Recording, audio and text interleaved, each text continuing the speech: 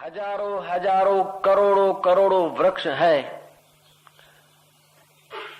उनमें अपना आहार ग्रहण करने के सिवा और कोई योग्यता नहीं।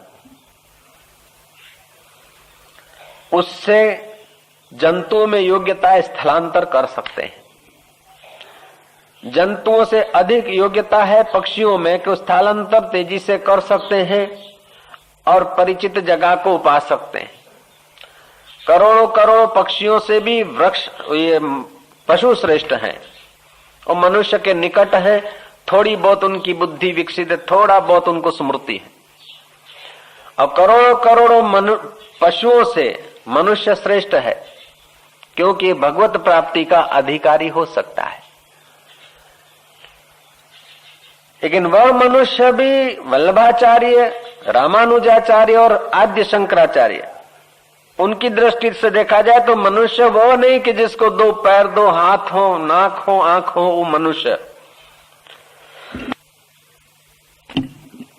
जिस दिल में भगवत प्राप्ति की प्यास हो, अथवा तो जिसका तन, जिसका मन, जिसकी बुद्धि भगवान के तत्व को समझने की सुयोग्य हो, अथवा तो जिनको भगवान के लिए प्यास हो, ऐसे लोग मनुष्य हैं। ऐसे हजारों हजारों मनुष्य, लाखों लाखों मनुष्य धार्मिक दिखते हैं लेकिन तत्व की तड़फ वाला नहीं दिखते। धार्मिक लाखों लाखों दिखेंगे, सचमुच में धर्म की प्यास वाला तो कोई विरला दिखेगा। धार्मिक कहलाने के लिए, प्रॉब्लम दूर करने के लिए, भविष्य को अच्छा बनाने के लिए और जो नहीं है वो चीज पाने के लिए। अभी स्वर्ग नहीं है तो हम हवन होम कर रहे हैं मरने के बाद स्वर्ग मिले, लेकिन इस समय स्वर्गों का दाता तुम्हारा परमात्मा तुम्हारे पास है, वो प्राप्त हो उसकी इच्छा करने वाला कोई विरला ही होता है। अभी धन नहीं है, दान पुण्य करे धन हो। अभी पुत्र नहीं है, होम हवन करे पुत्र हो। अभी यश नहीं है, दान करे ब्रह्मचर्य रखे तो भविष्य में यश होगा। लेकिन अभी परमात्मा मौजूद है और वो क्यों नहीं मिलता है, ऐसी तड़फ वाला मनुष्य हजारों हजारों में कोई विरला होता है।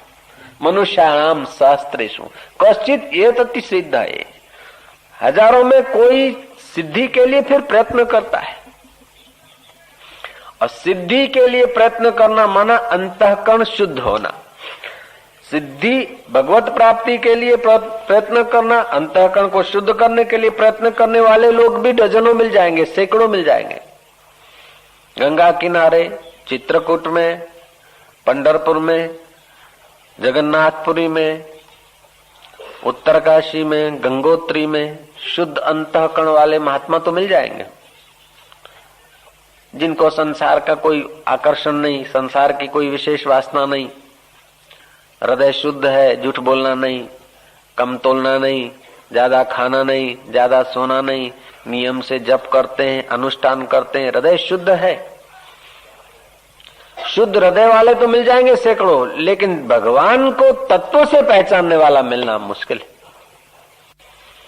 हम गए थे गंगोत्री, गंगोत्री से आगे गौमुख पैदल जाने का रास्ता है। कठिन रास्ता है और अभी तक वहां कोई रास्ता बना भी नहीं, इतना कठिन है वो रास्ता। सड़कें वड़कें अभी तक नहीं हुई और न हो पाएगी जल्दी से। जहां से गंगा निकलती है, गंगोत्री से आगे गौमुख कहा जाता है।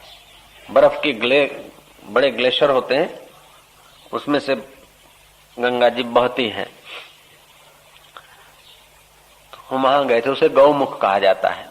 उन ग्लेशियरों में ऐसी आकृति हो जाती है, बखोल सी पड़ जाती है, उसको गौमुख कहते थे। रास्ते में चीड़वासा पड़ता है। मैं कुछ देर के लिए उस चीड़वासा के किसी साधु की झोपड़ी पे ठहरा तो देखा कि वो साधु की लंबी चौड़ी झोपड़ी में एक हिस्से में दूसरा एक साधु ध्यान कर रहा है। ध्यान कर रहा है, उसका शरीर थोड़ा स्पंदित हो रहा है, हिल रहा है। तो मैंने वहां के साधु से, ग्रेजुएट साधु था, मैंने कहा कि ये तुम्हारे जो अतिथि महाराज हैं साधु, इनका शरीर हिल रहा है, अब ये ध्यान में से उठे तो इनको आप कहना कि हिलने को सहयोग दे। ये ध्यान करते करते इनके प्राणों उत्थान हो रहे हैं, तो मूलाधार चक्र पर इनका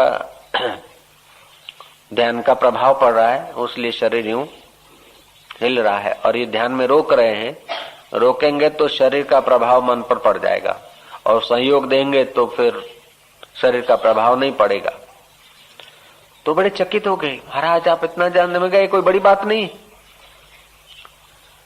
उन्होंने मेरे को बहुत आग्रह करके रोक दिया और वो साधु जब ध्यान में से उठे तो उन्होंने कहा कि तुमको जो ध्यान के विषय में पूछना है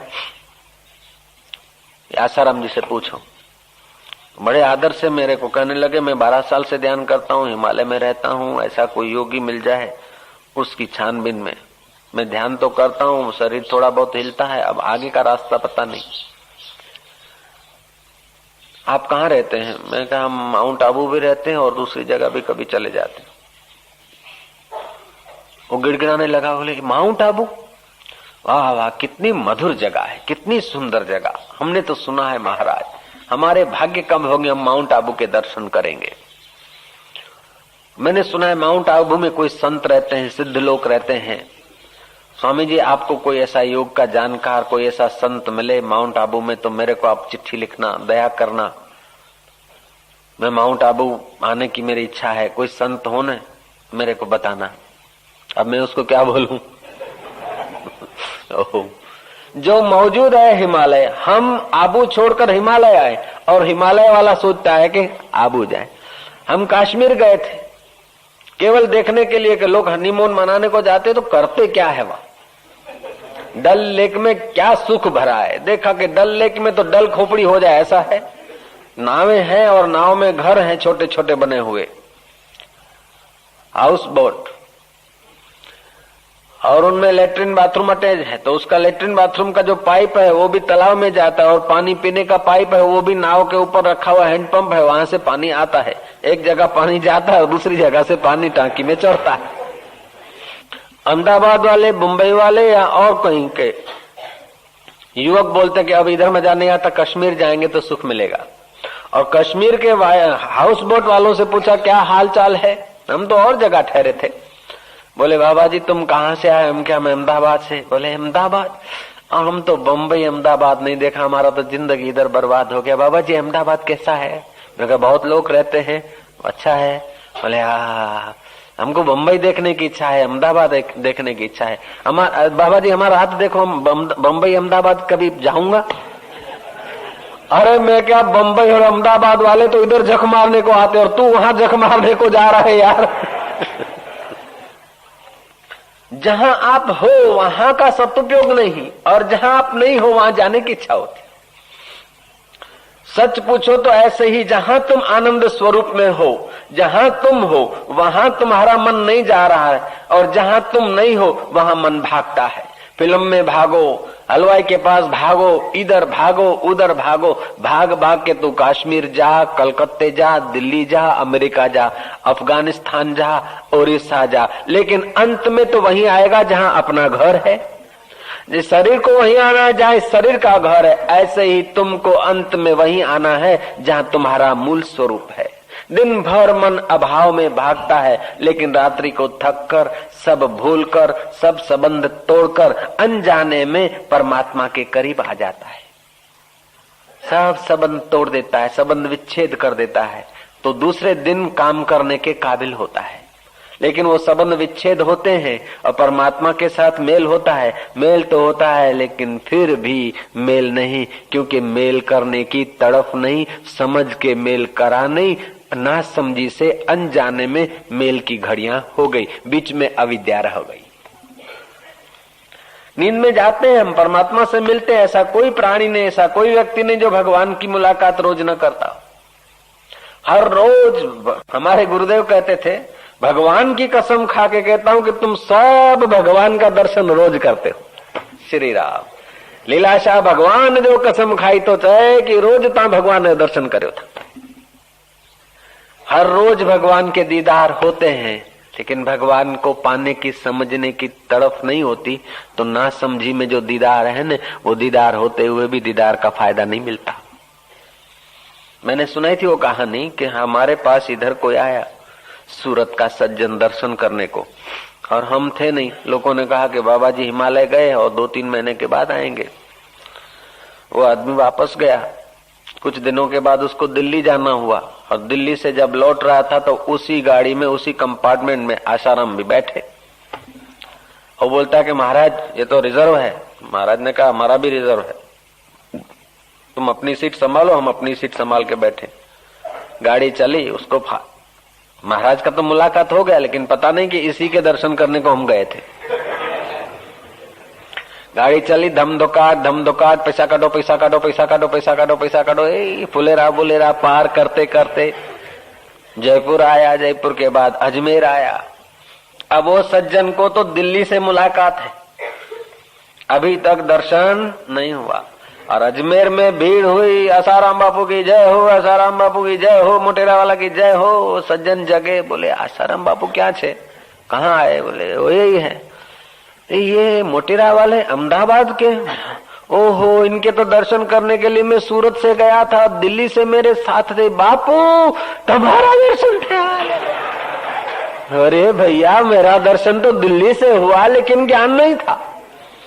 ऐसे ही बापू का बापू जो परमात्मा है, उसका दर्शन युगों से हो रहा है, लेकिन ज्ञान नहीं है। उसकी मुलाकात, उसका वियोग कभी हो नहीं सकता, और उसके मिले बिना तुम जी नहीं सकते। उसके होने बिना तुम्हारा होना नहीं हो सकता है। हाँ, तुम्हारे न होने से वो है, लेकिन उसके न होने से तुम नहीं। सच पूछो तुम नहीं, वही वह है, लेकिन हम देह को मैं मान लेते हैं, मन के कहने में चलने लगते हैं। अहंकार कुछ न कुछ कर लेता, देखती आंखें हैं, अहंकार इतना सूक्ष्म है कि बस स्वीकार कर लेता, मैंने देखा। सुनते कान है, अहंकार बोलता मैं सुनता हूँ। सोचता मन है, अहंकार बोलता मैं सोचता हूँ। निर्णय बुद्धि करती, अहंकार ने कहा कि मारो निर्णय छे, मारी बात खोटी होय नहीं। एक गांव में झगड़ा हुआ, 2 पार्टियां बन गई कि मारी मां लाखो आवे ने लाखो जाए तारा द्वारे। मारी मां विपक्षीઓનું નખો જ કાઢજે, પછી તને 11 નારિયેળ અને 2.5 કિલો સાકર ચડાવું। वो बाधा करके गए। दूसरे दिन दूसरे आए विपक्षी लोग, उन्होंने कहा मां फलाने लोग बड़े दुष्ट हैं, तो એમનું નખો કાઢે નું 21 નારિયેળ ચડાવું। માં મેં તારા છોકરા છીએ, આ છોકરાઓની લાજ રાખજે, અમારા પક્ષની લાજ રાખજે। अब मां क्या करे?